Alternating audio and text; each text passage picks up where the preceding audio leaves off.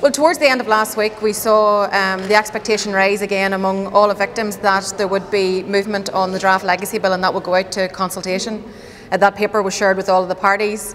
We saw some public commentary in relation to that.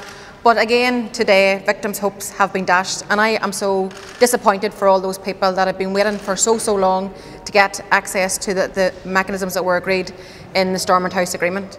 And you have to ask yourself the question, why? And the reason is very simple. The British government and their infighting, the Tory government, the dysfunctionality, their own selfish interests again has been put first over and in front of the needs of victims here. So I am very disappointed for all the victims that have had their expectations built up. I will be speaking with Karen Bradley later on this evening. I intend to put that to her very strongly.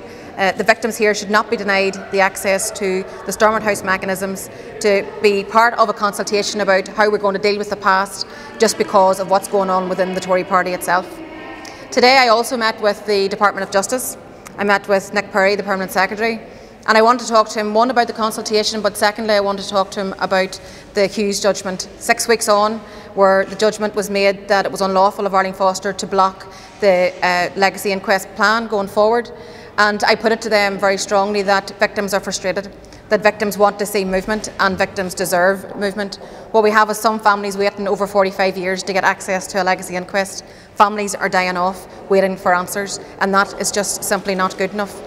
I sought assurances from them that there was movement, and I think that what's very clear, the Department of Justice are updating the business plan, which will go forward, which will allow for funding to be implemented for the Lord Chief Justice's plan, which is what we all want to see and what we need to see as a matter of urgency. So that was at least some sort of assurance today, but I think today victims have been left disappointed. Victims have been left again demoralised basically after the British government have put their own interests before the interests of the people here.